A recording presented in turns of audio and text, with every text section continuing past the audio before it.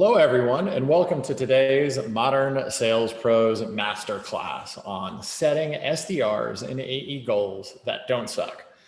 Today, we're joined with a very special guest, the main man himself, Pete Kazanjy, founder of Modern Sales Pros, godfather of sales ops in the Bay Area and beyond, book author, dad, pizza chef extraordinaire, and I guess you're running a couple companies on the side too, Pete.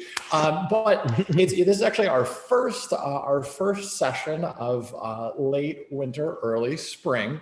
And it's been a little while since we've had you on. So what have you been up to since the last session that you joined us on? Any new hobbies, anything new you picked up?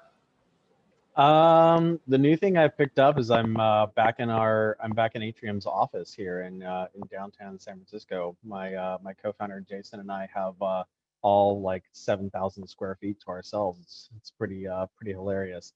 Somehow he still manages to be loud enough to fill up the entire office, though. It's remarkable. That's almost an impressive feat in and of itself, right there. It is, yeah. Well, we have all the drinks to ourselves, all our qua. That's good. The benefits of return to work. You can remember that your co-founder was actually louder than you thought he was before. I know. Fantastic. We're going to give everybody here just a few more minutes to get dialed in and get settled in as we got folks rolling in. And Pete, what's your go-to La Croix flavor? What do you go with? Are you like a coconut mango guy? Plain? No, coconut is definitely a crime. They're terrible. It tastes like they taste like you're drinking sunscreen. It's the worst. I'm more of a pamplemousse dude, I would say. That's fancy for grapefruit. Thank you. We're getting a language lesson here too today. I mean, there's multifaceted. Yeah. I will say this: the coconut is my personal favorite. So I think I'm a defective person. Great when mixed with tequila. We don't usually talk too much about drinking here on MSP events, but it is actually delicious when mixed with tequila. So your mileage may vary on that. I don't think that's appropriate for an 11 a.m. webinar, at least today, but maybe at some other points. It's 2 p.m. on the East Coast, right? It's almost happy hour. Exactly. All right, folks. So we're going to go in. Pete's got, this is really, really dense programming. For those of you who haven't seen it before, oh yeah, you are in for a treat. The man has literally written a book on some of the topics that we're going to talk about today. But before we jump into that, I just wanted to say a few words about Modern Sales Pros. For those of you who don't know, today's session is actually hosted by the team at Modern Sales Pros, of which Pete Kazanjy is our amazing founder. Modern Sales Pros is the world's largest community for revenue leaders. So those are folks that are in sales management, sales and revenue operations, sales enablement, and the related supporting disciplines. Our mission is to create an environment for our 20,000 and growing community members to answer questions they may otherwise struggle to solve on our own.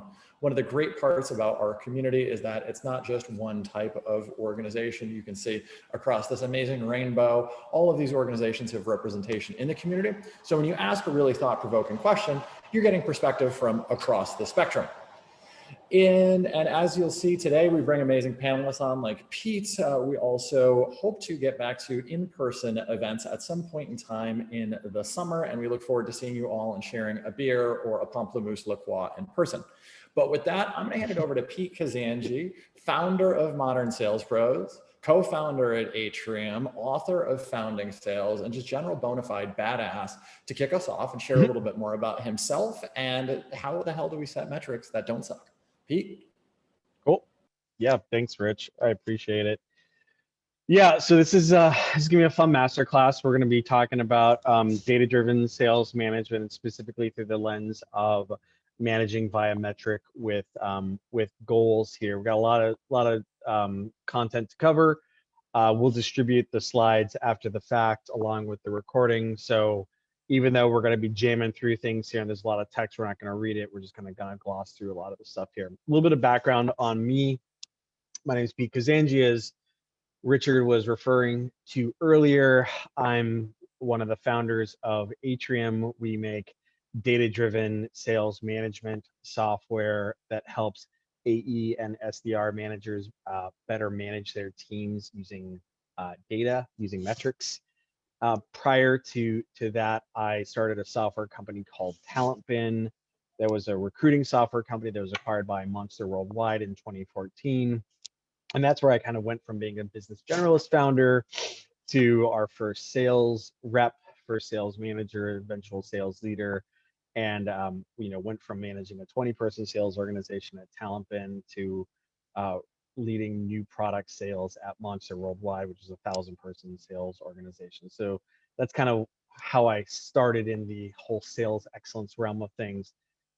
One of the founder of Modern Sales. Thank you everybody for joining us today. It's an amazing community. It's kind of grown and become even bigger than what we could have possibly imagined when we started it back in 2015. And then as Richard noted, I wrote a book on startup sales called Founding Sales. So that's a little bit about me. What we're going to talk about today is goals, AE and SDR, goals that don't suck. That's the provocative name for this session, but really what we're going to be talking about is setting and managing by a goal. These are the topics we're going to cover. So first, a little context. Why do we do goals? And the reason why we do goals, and specifically we do goals on leading indicators, is because we want to win, right? We want to win the game. We want to have success. We want to hit our numbers.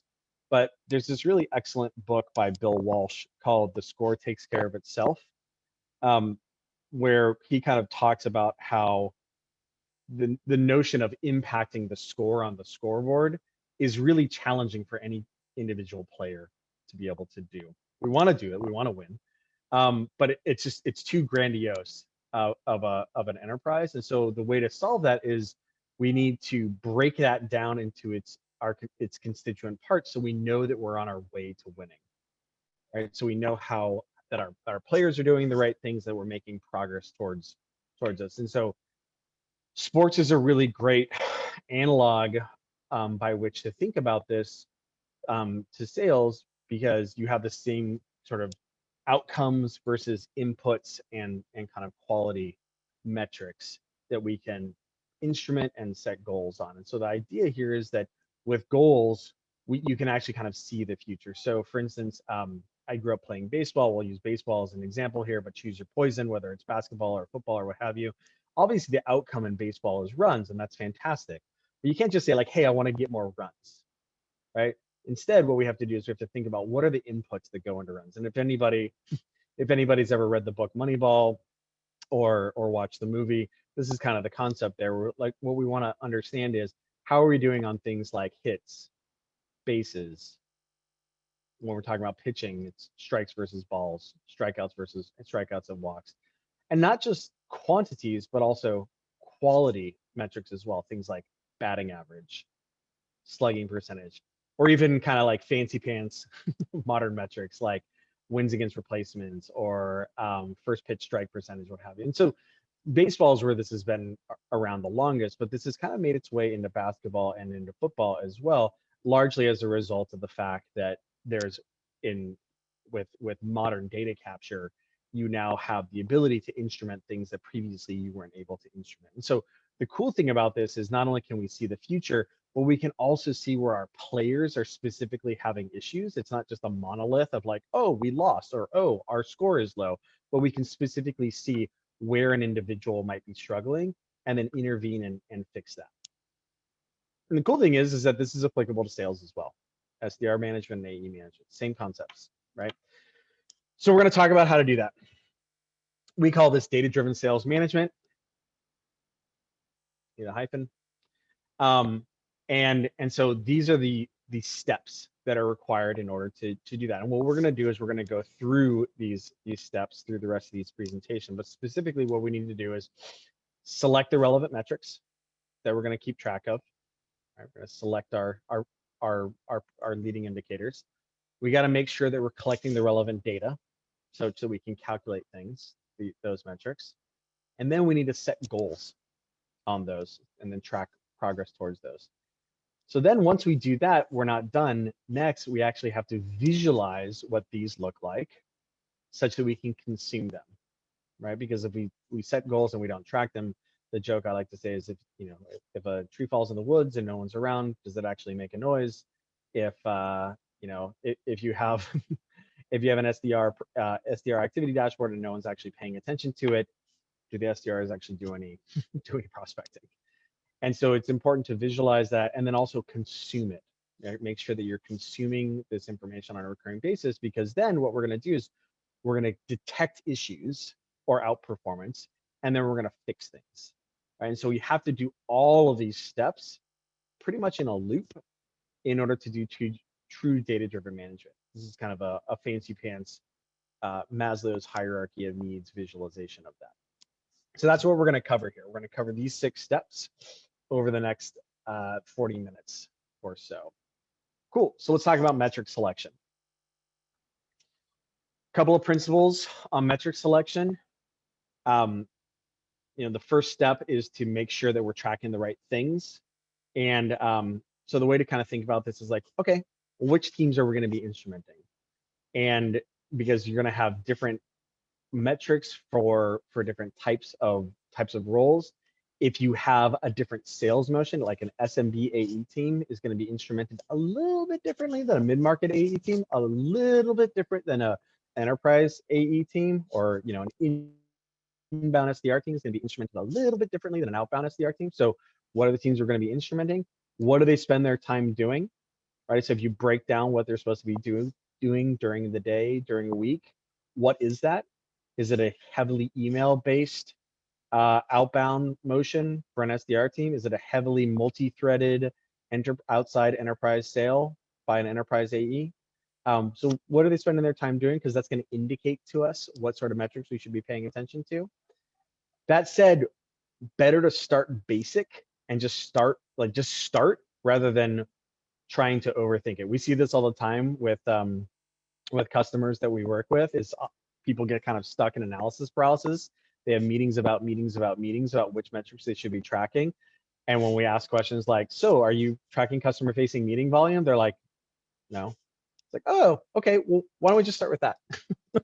So it's better to just start basic before you start getting advanced. It's better to start with basics and do a full loop of that instrumentation, consumption, and remediation loop than it is to just try to boil the ocean all at once there. So what could those look like?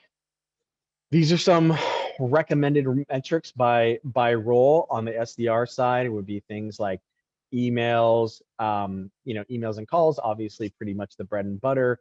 More sophisticated there would be things like unique contacts touched. Even more sophisticated would be net new contacts touched, because we want to make sure that SDRs are engaging new contacts that are flowing into their pipeline, if you will. The outcomes that are going to be measured there would be things like opportunities created, maybe even a fancier, even further lagging indicator would be booking source, because ultimately that's what we care about. And then the things that we would want to be looking at from an efficiency or quality standpoint might be email responsiveness. So it's great for us to be doing a bunch of email or doing a bunch of calling, but are we getting responses? How are our connect rates looking? And then you can get even more advanced to things like the number of activities it takes in order to create an op, or what are the ultimate win rate on the ops that these SDRs are sourcing. On the AE side of things, from an inputs, everybody is familiar with pipeline ownership, but looking at things even in a more granular fashion can be useful there, like customer facing meetings, and even getting down to like pure activity information, like the number of accounts that are being touched by an account executive can be really helpful. Obviously, from an output standpoint, bookings are great, but also looking at things like wins and opportunity advancements can be helpful as well. And then from an efficiency standpoint, yes, obviously win rate and average selling price are core parts of the revenue formula there. But then more sophisticatedly looking at things like untouched opportunities, or even things like contacts touch per account, are good metrics for the quality of selling behavior that's going on. This is a visualization of kind of what those drivers look like, with bookings down here, the inputs, the immediate inputs going into bookings, wins, ASP, deal cycle, and then the upstream metrics that kind of influence that. You can do the same thing on SDR stuff. We'll get back into this in a little bit here because we're going to talk about how you use that to inspect things. But that's metric selection right there. Cool. Got our metrics selected. Let's talk about data collection. So in order for us to set goals, we actually have to have the data to analyze. And so that means logging activity. The good news is that a lot of the systems, a lot of the sales engagement systems that people use to do SDRs and AEs use to do their jobs automatically logs this information. So just making sure that that's logging into the CRM in an appropriate fashion is really helpful.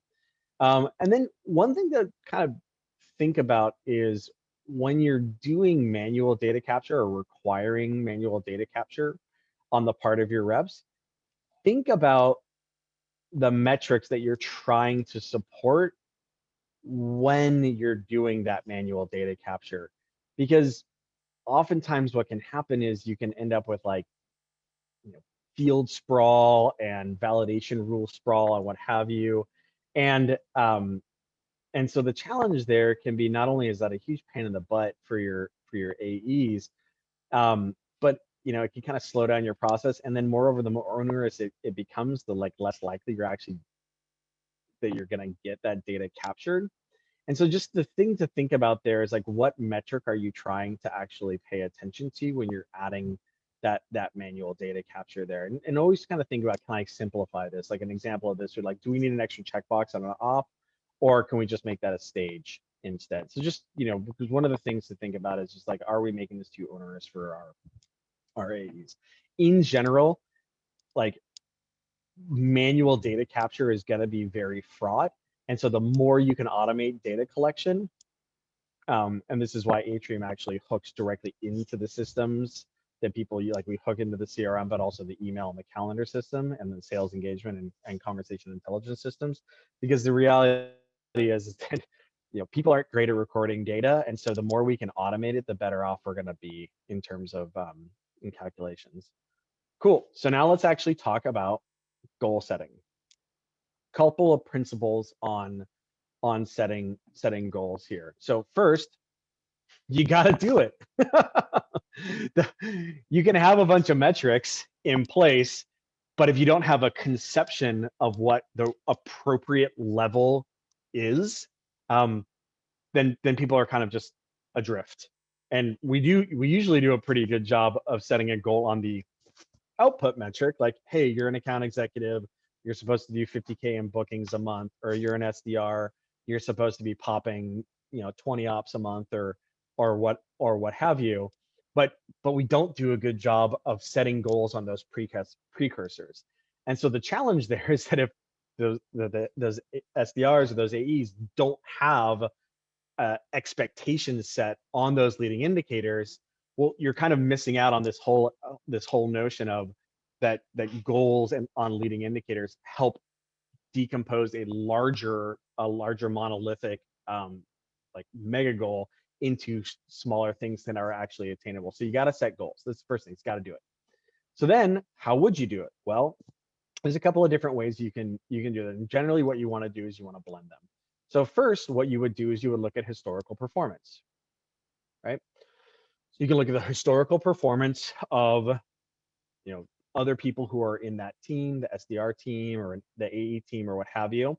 And you can use that over time in order to inform what is a good what ought to be the go forward goal here. You can also use a bottoms up approach. You can do things like, you can say, hey, look, there's 40 hours in a week. I expect our SDRs to be doing, 2-hour prospecting blocks a day where they're just doing, power prospecting with this amount of time allocated for inbox maintenance and this amount of time for breaks and lunch and bathroom breaks and what have you. And then break that down even further and say, okay, this is how long it takes to do a high quality email activity or calling activity, and just add it all up. And then you can do the same thing on the AE side as well, where you can say, okay, 40 hours in a week, how many customer facing meetings do we expect our AEs to be doing? how much time does it take in order to prep for those meetings? How much time does it take to follow up on those meetings? And then what time is allocated to inbox maintenance and kind of various other things. So essentially it's like Frederick Winslow Taylor, you're doing a time and motion study, or what you're doing is you're doing a prescription of this is what we should be doing. And then you can set metrics based, or set goals based on that. Lastly, you can do benchmarks. So what you can do is you can look at how other organizations that have a similar sales motion to you behave. And so that might be, okay, other AE organizations that sell marketing automation solutions into the marketing operations persona with this ASP. This is generally how many ops that they can handle. This is how many contacts they're going to be engaging on a per opportunity basis. This is what the deal cycle looks like. This is, what the customer facing meeting volume looks like, et cetera, et cetera. In general, none of these are going to be perfect on their own. And so the best thing to do is to take these three and then kind of blend them together, squint a little bit, and then at least like throw a dart and say, hey, we're going to start with these right here. We want them to be defensible. So like show your homework and say, hey, look, we have an expectation that our account executives have this many customer facing meetings per week or per month. This is how many new opportunities should be flowing into their pipe. This is how we got to this answer. And we're going to start with this. And if it turns out we're wrong, we're okay to iterate that. Or yeah, if it turns out we're wrong in either direction, oh, these were too aggressive, maybe we can dial back. Or, oh, actually, these were light. Maybe we can dial it up a notch. We can do that, because this is all about, like, what we're trying to do is we're trying to iterate towards peak performance here, and you're not going to get it right on the first shot. And then lastly, what you want to do once you've done this is you want to publish this information. This kind of goes back to the setting goals thing. The first biggest problem that people have when they're setting goals is they just don't do it. The second biggest problem that folks have when they do this, they go through these big exercises and then they don't make it very clear to the SDR team or the AE team, like, what are our expected levels of performance here? And so just drawing a line in the sand, making it very obvious. These are the levels of execution that we expect. This is a publishing template here that folks can refer to, but of course you can just put it in a slide, make accessible in a Guru card, et cetera, et cetera. So these are some kind of examples here of like appropriate goals. Again, it really varies, predicated on sales motion. So for AEs, it might be something like 7 to 15 customer facing meetings a week.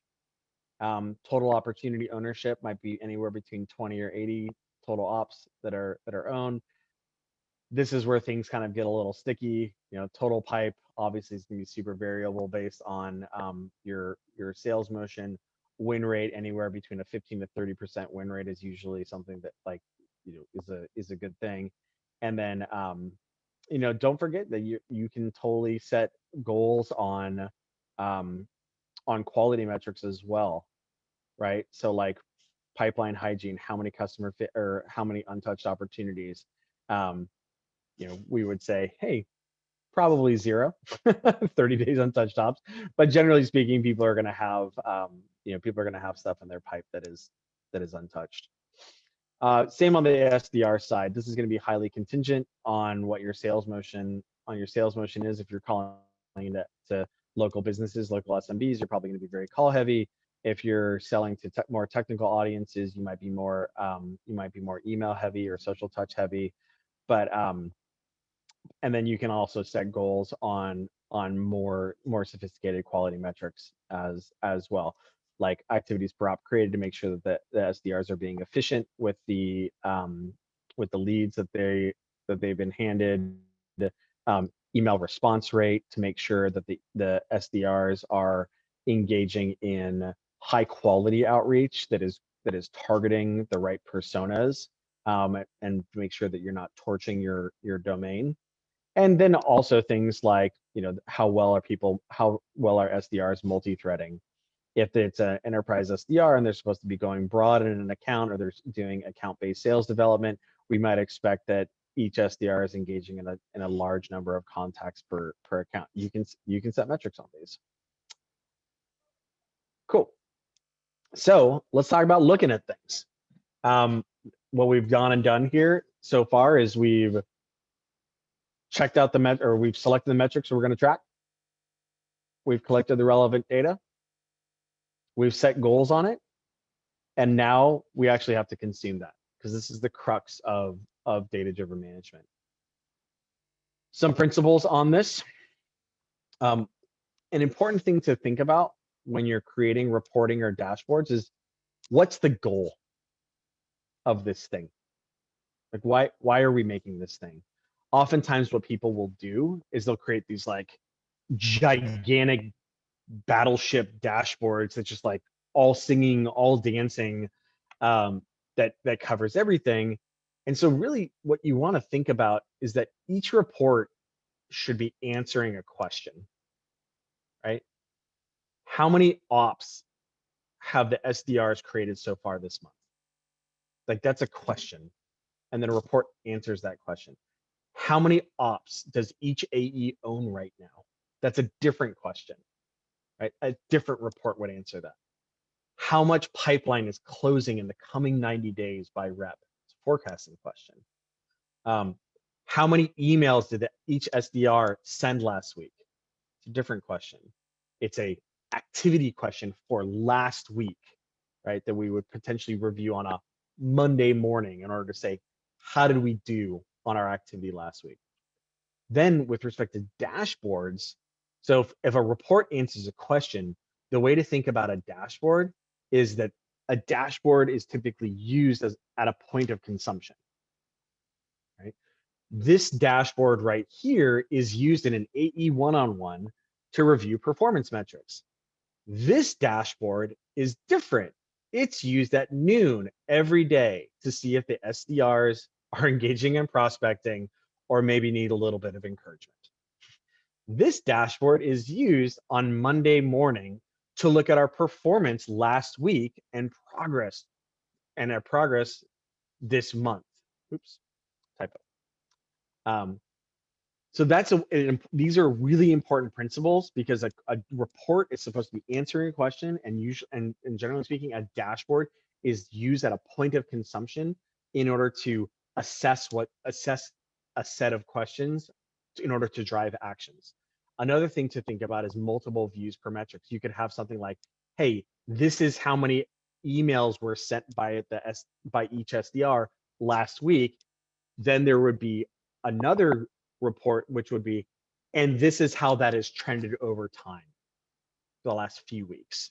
So that way, if we saw that somebody was low last week, we would also have a trended view in order to say, is this something that has habitually been problematic for this person, right? So having multiple views on a single metric can be helpful for answering those incremental questions. How would you do this? These are a couple of different ways. CRM reporting is one way. The nice thing about it is it's already present in your CRM. The downside is that you got to do a bunch of data collection, what have you. Ends up being very powerful if you're good at it. Not everybody's good at it, but if you're good at it, it can be pretty helpful. BI is another approach here. Looker, Tableau, things like that. Very powerful software. Challenges, hard to set up. Even more technically challenging to manipulate than just CRM reporting. And then of course there's purpose-made data-driven management software. This is kind of the category that Atrium lives in. The benefit of this is that it's purpose-made for this use case, and it works straight out of the box by hooking into these different systems and does statistical anomaly detection for you. The downside associated with this is that it's not quite as extensible as BI or CRM reporting, but our belief is that the reason that's okay, because at the end of the day, what we want is just core understanding and awareness on by managers in order to help them take action and change behaviors on their reps. Yeah, a little bit of a advertisement on Atrium. Atrium makes sales management software, data-driven sales management software that is specifically for AE SDR and CS managers to use data to drive better rep and team performance. Cool thing is it takes 2 minutes to set up. You just OAuth into Salesforce. Data sync takes an hour or two. And then all the reporting is pre-baked, but then also it's continuously monitored. We work with a bunch of phenomenal customers, many of whom are in MSP, and yeah, like this is my passion. So I'm excited about the fact that I get to marry these two things together: the software company that I run and like my research interests. Cool. So just kind of examples here of what visualizations would look like. This is an example of AE activity, just core AE activity. Customer facing meetings by rep this month total. How are we doing? Uh-oh. What's this guy doing? Wow, this guy's kicking ass. And then the trended version of that. Uh-oh, what's going on here? Right? So you can kind of see how the trending of that. So the 2 views per metric can be helpful. Do the same thing with like opportunity ownership. Uh-oh, what's going on here? You can see how very quickly like having the trend views along with just straight up views or total views can be very helpful. Forecasting, we kind of talked about this, like looking forward and saying, how are we looking in the coming 90 days or the coming 6 months with respect to our pipeline? Right, we can see that this rep right here seems to have kind of like light pipeline out in the future. There would be a little worrisome there. Pipe hygiene, you can do visualizations of those quality metrics. So this is untouched opportunities. This would be an example of like, okay, what do we have to do right now? Well, these reps right here seem like they have some pipe cleaning to work on. And then a trended version of this would show us how we're doing over time there. In this case, looks like we had a little bit of a pipe hygiene problem, and then maybe the manager kind of cracked the whip and we got a little bit better. And then this rep is creeping back up there. And then you can do the same thing in ramping as well, right? Where looking at things where by baselining everybody's start date together and then having them trend up over time. So you have an apples to apples comparison.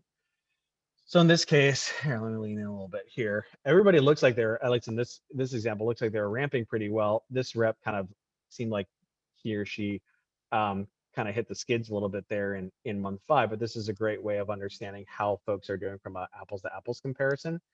This is a little bit more challenging to do in just standard CRM or BI. Cool. So then let's talk about, so these are all reports. Let's talk about dashboards. So dashboards are combinations of these things. So this is just an example dashboard here. This is this is really meat and potatoes, last week results, month in progress dash, where you can see this is the bookings that happened last week. This is the bookings that are like, this is where we're at so far this month. Same with wins. This is meetings last week. This is total meetings this month. This is opportunity advancements last week. This is total opportunity advancements this month. So you can kind of see how there's what a dashboard like this would be useful for is on a Monday, we would say, hey, what closed last week? All right, high fives all around, high fives all around. Okay, cool. Also, how are we doing this month if your cadence is monthly? And you can do the same thing for each of these metrics. This is a tool, a way to kind of think about how you would do this would be to have a metric, the time period, and the relevant grouping. So this right here is essentially the template for this guy right here. But as you're designing a dashboard, you could use something like this to say, what is the metric I want to look at? What is the relevant time period? And then what is the grouping in question? So this is just the metrics we were talking about earlier. Last week, time period. Oh, this is actually a typo. This is supposed to be this month. And the groupings here are just total, right? Versus a different one where it might be looking at trends, for instance. Another way that you can visualize goals would be in a tabular fashion. You can do that in your CRM reporting or in your BI reporting. this example right here is this is an example of how Atrium does this, where you set a goal on various KPIs, and then the software actually tracks progress towards it.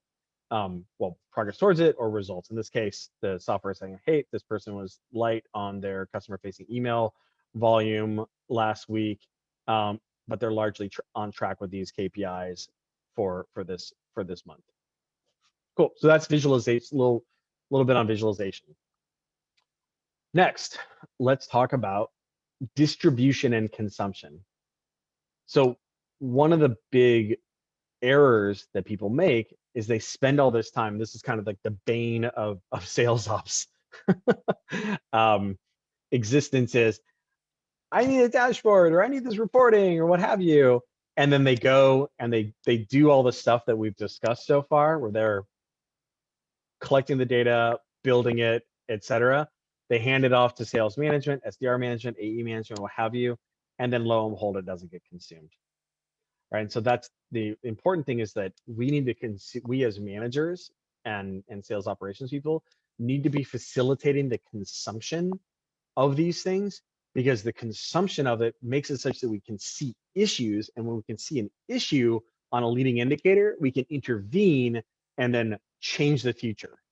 Right. So that's like the mechanic here is see something from a leading indicator standpoint that looks problematic, and then intervene in order to resolve that before it becomes a bookings problem, before it becomes an opportunity creation problem in the form of the SDRs. And so the way that we facilitate that is by ensuring good distribution and consumption. Okay, so how do we do that? Well, there's a couple of different ways. One is URLs. URLs? Yeah. So the cool thing is with most modern SaaS software, the each report or each dashboard ends up being a URL. And so the cool thing is you can bookmark those. You can put them in calendar events. You can put them in Google Docs or Notion documents or what have you for team meeting agendas or what have you. So embedding those URLs as much as possible, such that they're super stupid easy to get access to. Here, I'll just kind of like show you guys what this looks like with me. So like, here's my browser, right? This is our round robin dashboard. It's like wildly easy for me to get to, right? And like, here's all the other dashboards that I have access to. Got my HubSpot dashboards as well. So like using URLs as much as possible so you can just get to them really quickly is a very powerful way of making sure that people are actually consuming this. So when you create a new dashboard or create a new report, can you make sure that people are actually bookmarking them, and that, or they're showing up in Google Calendar or calendar invites and things like that. In fact, this is something that our customer success team does a pretty muscular job of, is helping managers make sure that they have access to these things, because what you want to be able to do is have easy availability so you understand what's going on. Next, you can distribute this information by email, right? So you can do this in in Salesforce, you can do this in BI, but making sure that these dashboards or reports are distributing on a recurring basis, again, at the relevant point in time. This is the Monday morning team dashboard that gets broadcast out on Monday morning, and then we review it at 11 a.m. in our team meeting. This is the Rise and Shine dashboard that goes out on Tuesdays and Thursday mornings to the SDR team to show how we're doing with respect to our prospecting activity for the prior day, and also with respect to progress that week. So email distribution is really important. Another thing.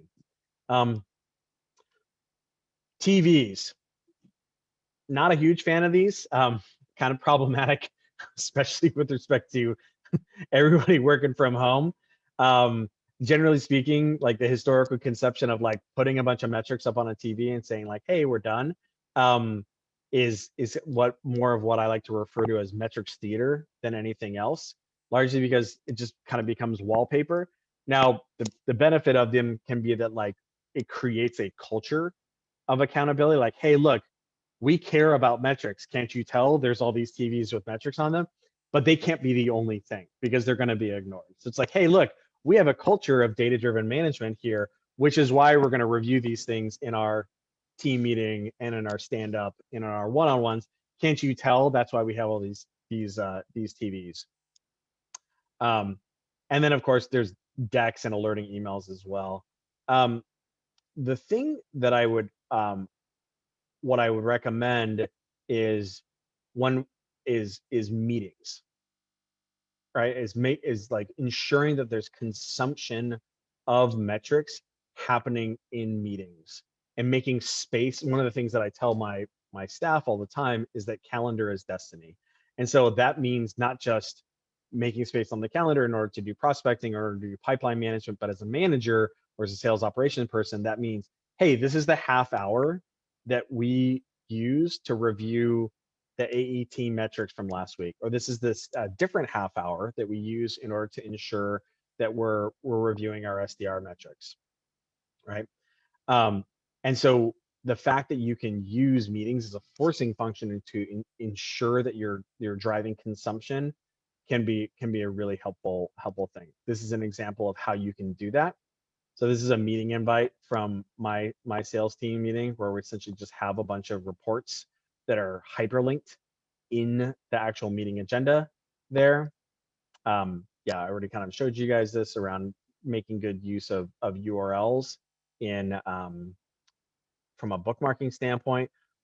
But if you're more sophisticated, where I eventually went to, and went from a meeting invite based agenda to an actual Google Doc, what you can do is you can hyperlink out to all of those different supporting things and literally go through them together in order to drive awareness and accountability throughout the team.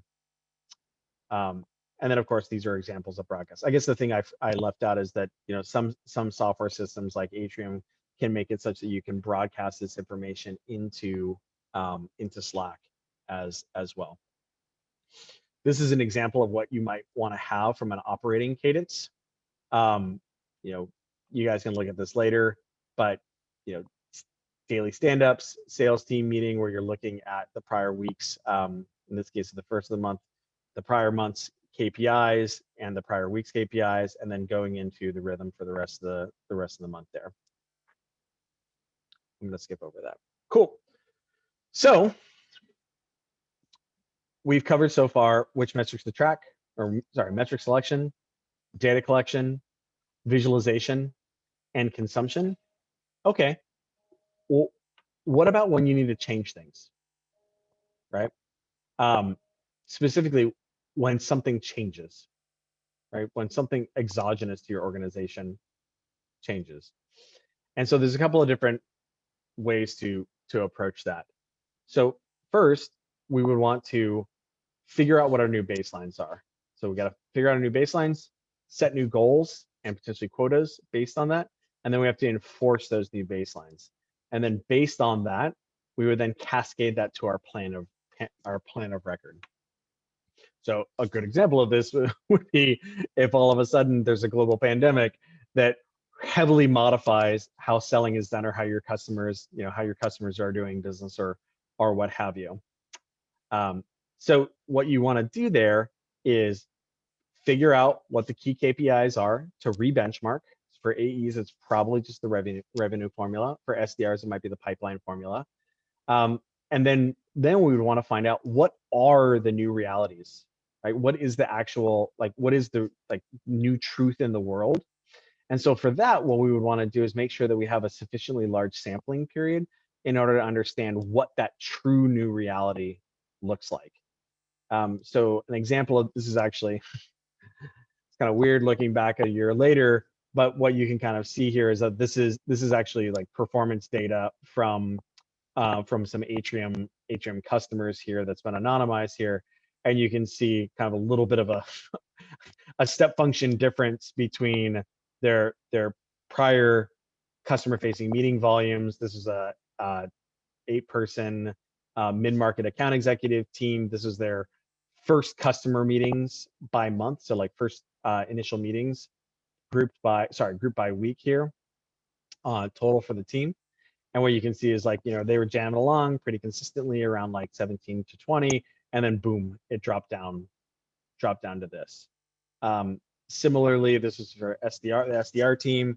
They were jamming along with respect to email engagement rate, so email responsiveness at this level of responsiveness, and then it dropped down to this. And so what you want to do is be able to say, okay, what is the new baseline? Obviously, 2 weeks of sampling is probably not sufficient for us to make an ongoing judgment there, which is why you'd want to think about like what is the appropriate sampling period there in order for us to say like, okay, this is like the new reality of this, but you'd want to see what that new baseline looks like, and then use that to use that new baseline behavior for each of these new, or for each of the core KPIs in the relevant performance formula, whether it's the revenue formula for AEs, right? So if all of a sudden now the number of customer facing meetings that is required in order to get a deal done is way higher because you have to meet with finance a bunch of times,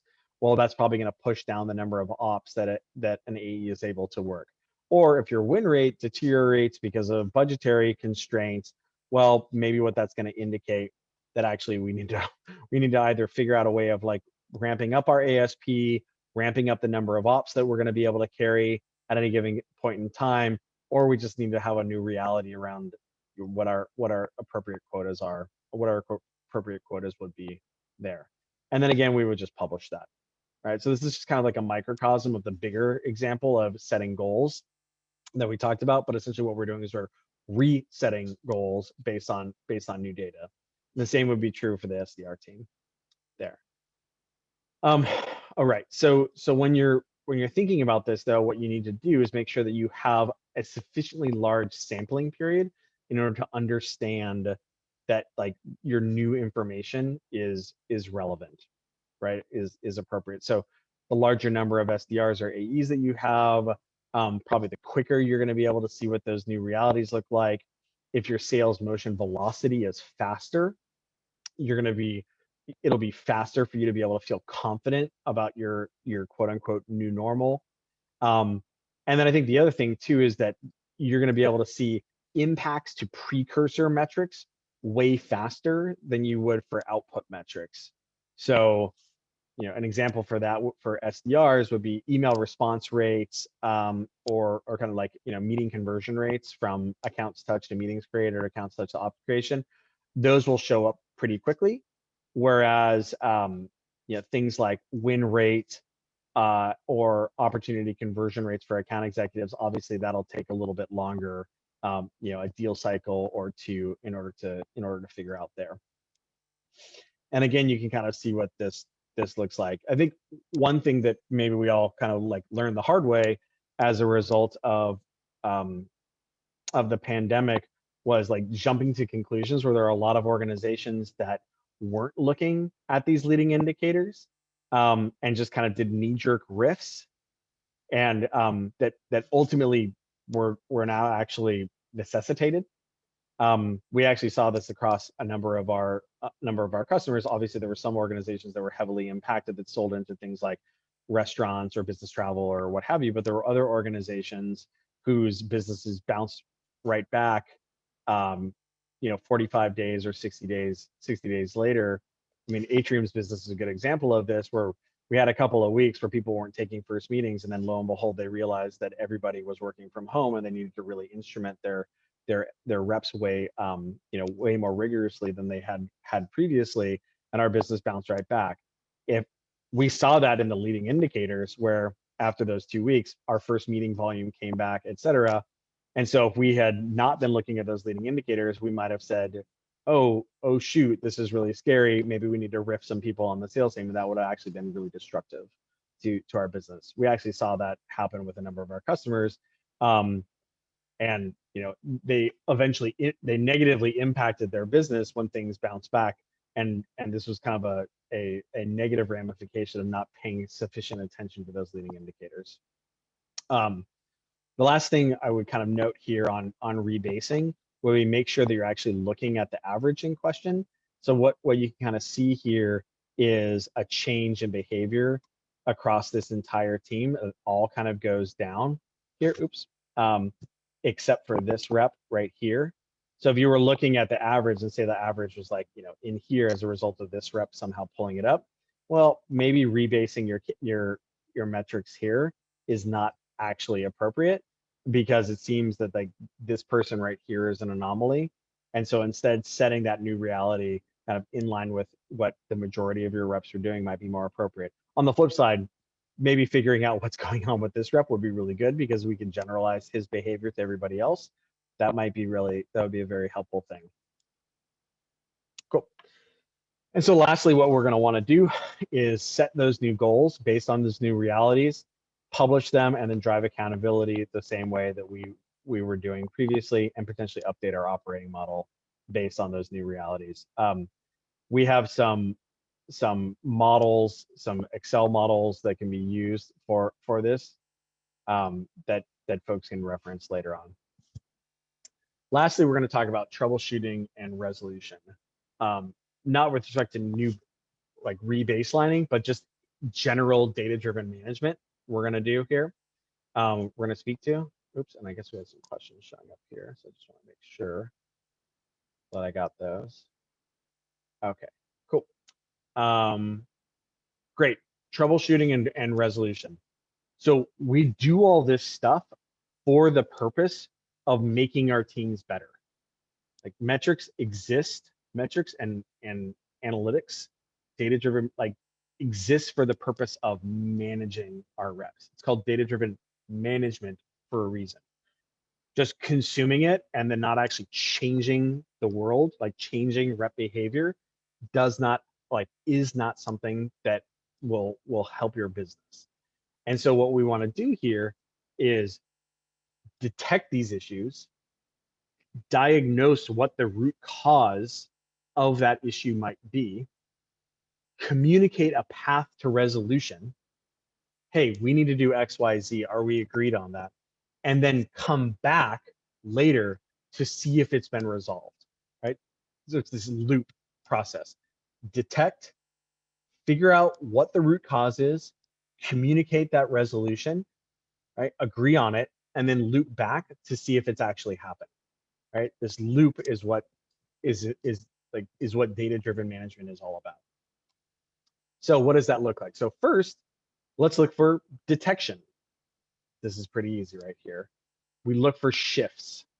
What we can see here, because this is a pandemic period, you see, oh wow, it looks like there's like a pretty substantial deterioration across the entire team.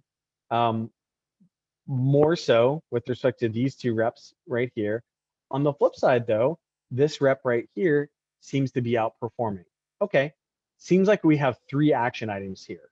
One would be to engage with this rep and say, what's this person's name? Queen of Hearts. Hey, the rest of the team seems to be having a deterioration of customer facing meetings. How are you maintaining your meeting volume? Oh, well, I'm doing X, Y, Z. Got it, right? I'm now going to take that and syndicate that to the rest of the team, right? Maybe we need to standardize that motion. Or the flip side is, hey, saw that you have had this deterioration. Where has this come from? What do we need to do in order to address that? So this is looking for shifts. The same is true with goals. What we can see is, hey, you're under with respect to, we set a goal, Mr. SDR, Ms. SDR, of 100 customer-facing emails a week. Actually, this is an account executive. We set a goal of saying that you should have fewer than 15 untouched ops in your pipe. Unfortunately, you have 53 untouched ops in your pipe. That's not good. What are we going to do in order to make this number come into line with this number right here? And then act on it. The last thing we'll talk about here a little bit would be root causing, right? So how can we figure out what the potential root cause of an issue that you're seeing is? And so one of the ways, this is a little bit of detective work, this is why we have what we call these metrics inspection trees here. And so the idea is that when you see a problem with a metric, whether it's bookings or maybe it's win rate or deal cycle, what you want to think about is to look right? Look upstream. to figure out where that's coming from. So if somebody's having a bookings issue, is it because they're light on wins? Or is it because they're light on average sale price? Like their win count is fine, but their ASP is light? Or is their win count and their ASP fine, which turns out their deal cycle is elongating and things are pushing out? Which is the root cause? Oh, if it's for coming from wins because their ASP is fine, well, where is that coming from? Is it because the win rate is too low? Or is it because they're not getting enough attempts? Oh, it's because their win rate is low as compared to everybody else or themselves historically. Where's that coming from? Is it because their opportunity conversion rate is off and things are falling out of the pipe at a certain point in the sales process?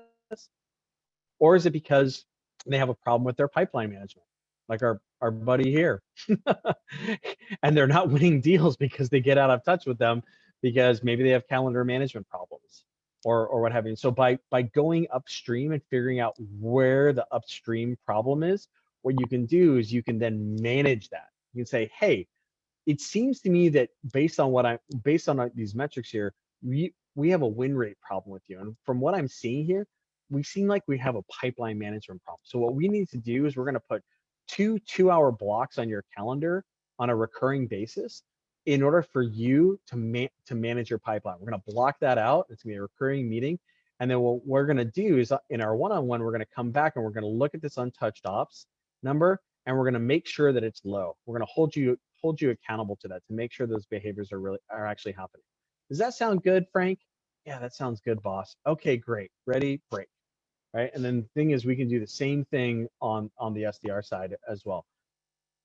Are we light with respect to pipeline generation? Where is that coming from? Is it coming from is it an op creation problem, or is it coming from the size of the ops? If it's coming from, if it's an op creation problem, are we light with respect to quantity of prospecting activity, or are we light with respect to quality of prospecting activity? And so by doing this diagnosis, what we can then do is come up with a solution, a prescription, put that in place, put a coaching plan in place, and then loop back to ensure there are actually that remediation is happening. And if it is, phenomenal. Now we can move on to the next thing, right? So it's continuous improvement. Great, we fixed your win rate problem. How do we make you, oh, okay, well, like maybe you're a little bit light on attempts. Wonderful. Well, like, let's make sure that we're still staying on top of our ops here, but maybe we can actually do a little bit more, like instead of relying just on SDR fed opportunities, maybe we can do a little bit more of prospecting ourselves. Does that sound like a good thing to do? Yeah, it does. Great. Let's set a goal around that and see how the loop continues, right? So that's all the topics, all the content I wanted to cover today. I know it was a lot, but I think we got through it. Again, the MSP team will be sending this out afterwards for folks. The one thing I wanted to call out here is that we at Atrium are going to be having we're actually going to be having a specific data-driven one-on-one webinar later on. I think it's actually next week, I want to say, that literally talks specifically about how to do data-driven management in a one-on-one. Oh yeah, it's right here. It's April 15th. Good job, Pete. I just dropped the link to that in the chat there. And yeah, if folks have any, I know that we're out of time right here, but if folks have questions, I'm Pete at atriumhq.com. Feel free to hit me up there or find me on LinkedIn. And we'll be reaching out after the fact in order to deliver the content of this or the slides, so you have them in your back pocket, and the recording of this as well, along with an offer to check out Atrium for folks that might be relevant there. So yes, Jamie Cronick, we will definitely share the deck. My my homegirl Jamie Cronick out in Denver, shout out. So that's it. Do we make it on time, Rich? Pete, you did it. You did it with 30 seconds to spare. It was pretty freaking awesome. As always, great work, Pete. A pleasure having you. For all the folks with questions, Pete's definitely going to follow up with you afterwards. And on behalf of the entire team behind the scenes, Pete, everybody in the community who didn't make it here today, watching in the future, thanks for dropping some amazing, amazing knowledge. And we look forward to doing it again real soon. Wonderful. Thanks, Richard, and everybody else on the MSE team. Good to see everybody. Take care, Pete. Be well.